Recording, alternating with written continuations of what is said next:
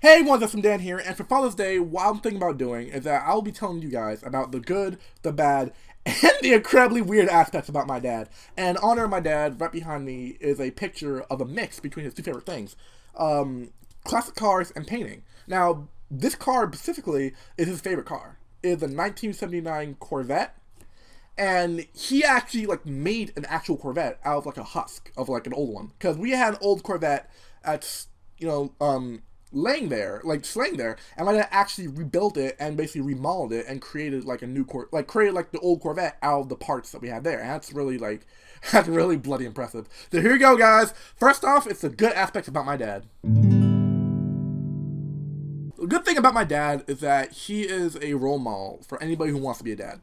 He is the kind of dad that I want to be. When I become a dad, I want to make sure that I am a dad just like him. He makes sure that there's food in our stomachs, clothes on our backs, and a roof over our head before anything else. He'll make sure that me, my sister, and my brother are happy and satisfied and safe before he is. Even though that it gets a little annoying at times, because I do believe that sometimes he micromanages, but it's for a good cause. But there are times where I go out and he will be like, "Oh, stay safe," or remember to look out, be careful who you're hanging out with, all that. And to me, I was like, "Dad, stop micromanaging. Dad, I'm gonna be fine." But from his point of view, he wants to make sure that I'm okay, I'm safe. Cause when he was my age, things happen. He saw people get mugged. He saw this violence, and he wants to make sure that doesn't happen to me.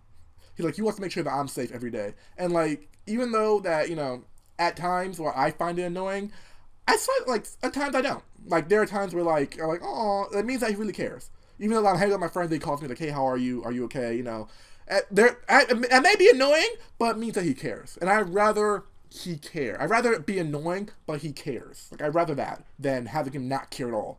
I guarantee, if I get hurt outside, he'd be the first one there. I guarantee you, if I get hit by a car, if I go outside and get hit by a car, I guarantee the first person in my hospital will be my dad.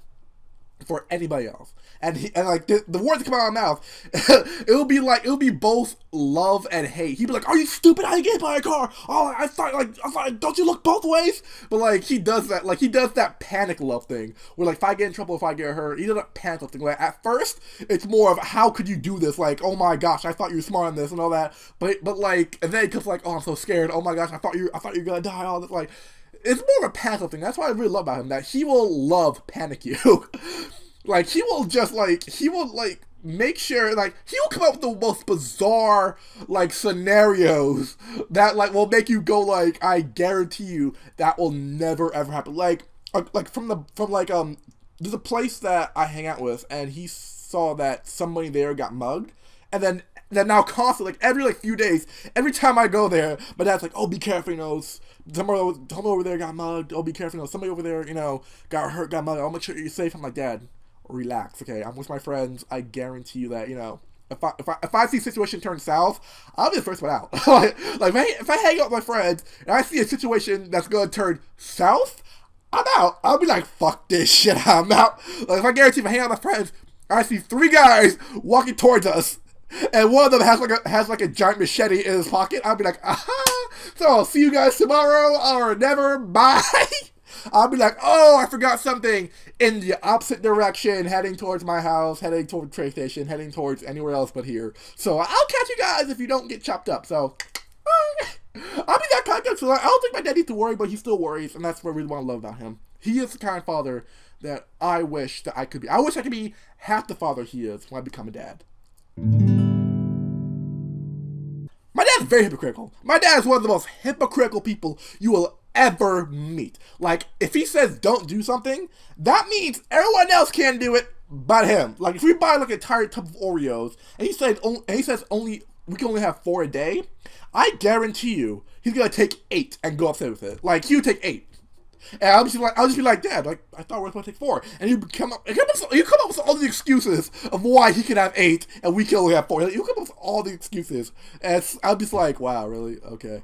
But another thing that he says that we don't hoard food. If we don't take food and hoard it to ourselves. If we go food shopping, and let's say that he buys a thing of a small box of Pop-Tarts, and I may want to have him over for a snack. Maybe I'm watching Netflix, maybe I'm editing, maybe I'm playing a game. I'm hungry, but I'm doing work and I don't want don't want to go upstairs, I'll probably pop open up, pop down, eat it right here, But I enjoy that.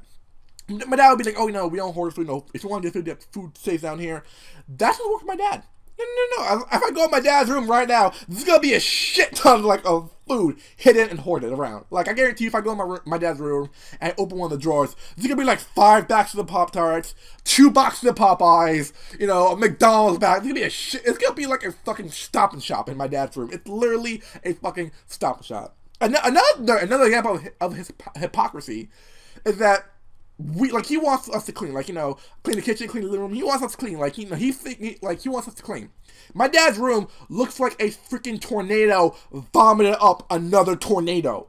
It's like, I guarantee you can't step on it. You can't move a milli-inch without stepping on something. And when you try to ask my dad about it, like, Dad, you asked us to clean, want to clean your room, he'll get so pissed off about it. You get with all the excuses. He'll be like, oh, don't talk back. Oh, I told you to clean. Why don't you clean? I'm like, okay, you ask us to freaking clean the world, yeah, your room looks like a tornado vomiting up a hurricane. Like, what?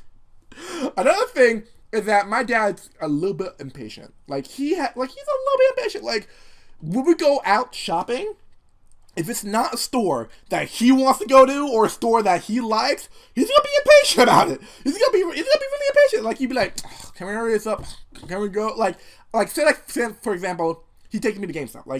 We're driving to the mall, and there's a GameStop on the way. I'll go GameStop, maybe pre-order a game, maybe pick up a card or two, go get something. Now, the people at GameStop, the cashiers, they will start a conversation with you. I don't mind that. If you've been there, all day, somebody comes along, you strike up a conversation, keep the day going, I don't mind that. I'll talk with you too. Start up a conversation with me as you bring up my purchases, I'll talk with you. I'm out that, My dad would be like, hurry us up. Say we're in line and I'm waiting and the cashier is helping somebody and they're having a conversation. My dad would be like, can you just shut the hell up and go already? Can we go? But is this right? I'll just Dad, calm down. They're talking. I don't mind it. I really got nothing to do all day. We got nothing to do all day. It's just a chill day. Relax. But I guarantee you, if we go to a Pit Boys or any thing car related or arts and crafty related, he'll be there all fucking day. I could be in there. He could be in there 8 hours, and he won't get tired at all. He'll be there talking to the clerk or talking to somebody for 8 bloody hours until the store closes and reopens the next day. He'll be there talking, and he wouldn't care at all.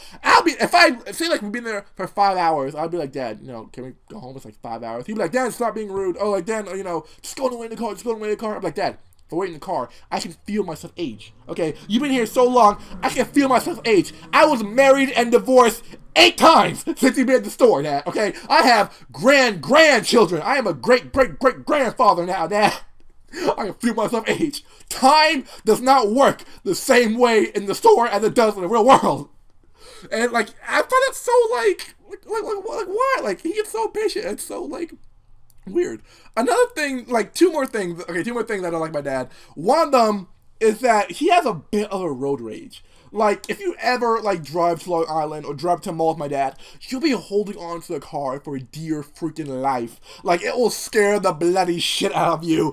If you go in the car with my dad and we're going anywhere to Long Island or go to a mall or anywhere long distance, it's fucking Mad Max. My dad will be fucking Mad Max. He will. I guarantee you, the movie Mad Max is based off my dad. It's based off the driving of my dad. It scares the crap out of me. He'd be there screaming and yelling at people. He'd be screaming and yelling at a car 2 lanes away. I was like, Dad, they can't hear you. You screaming and yelling, we can hear you. I'm going deaf. They can't hear you. Okay, you're screaming and cursing at them. They can't hear you. They can't hear you. Especially when he speeds up. That scares the shit out of me. When he speeds up to get past somebody, he scares the absolute fuck out of me. I'm just okay, I'm gonna die. I'm gonna die in this car. Alright, okay, you know what? I knew it. One of these days, we're gonna die in the car. I guarantee you, if I'm sitting at home, and if I turn on the news and it says a crazed man and a trade man in a blue Toyota is freaking driving around going Mad Max all over the road, I'll be like, yep, that's my dad. Yep, If I answer like, hey Dad, what are you doing? Oh, I'm not doing nothing. Babe, babe, go on the road, asshole. Bah, bah, bah. I'm like, see you at home. Like, oh. Another thing and actually there are times where my dad has been racist because of his impatientness. Like, there are times where there are 3 times I can recall where he has said something that was a tad bit racist because of his impatientness and his road rageness. Like one of them was that we were driving and he was in his road rage Mad Max. He was in his Mad Max mode, and there was like a bunch of these like same kind of cars. Like they weren't really same kind, but they were like same style kind of cars driving. And he'd be like, oh, like all these like so and so's driving this car around. Look, another car. I bet you a so and so drives. I bet you that person drives. I'm like, Dad, what the fuck? Like, can you really like have like a racial comment based on somebody's like car? Like, how can you tell who's driving just by the model of it? Like, imagine that you go to a car dealership and you want to buy a car and they won't allow you to buy the car because of like your nationality or where you were born. Like, if I go to like a car dealership, I'd be like, hey, I'd like to buy a Hummer. Like, hey, welcome to the car dealership. How may I help you? Hi, yeah, I'd like to buy a Hummer.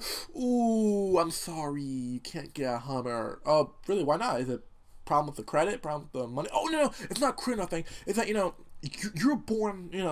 You're born in the northern states. You're not from the south. So like you can't really buy a Hummer. But I don't understand why is where I'm born really matters. Okay, any nationality too. Like, what nationality I do with it?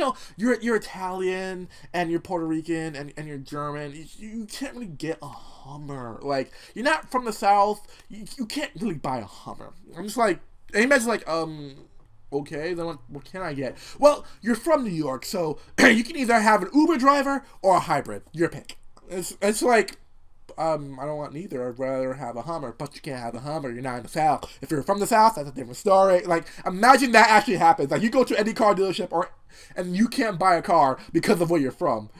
That's just like, fuck. Another instance where he was racist because of his like little road rage Mad Max mode was that we were coming from the mall. We were going home from the mall, and there was a long line. It was an elderly couple who was across the street. Now, they needed help across the street. Like, they had a walker, and they had, just like their relative, holding their arm, helping them across the street. Now, I personally wouldn't care. Like, I'll be like, take your time, no rush, just take as much time as you need. Because, they have difficulty walking. It's not their fault. They have difficulty walking. So it's not their fault that they walk this way. And my dad was like, oh, hurry up.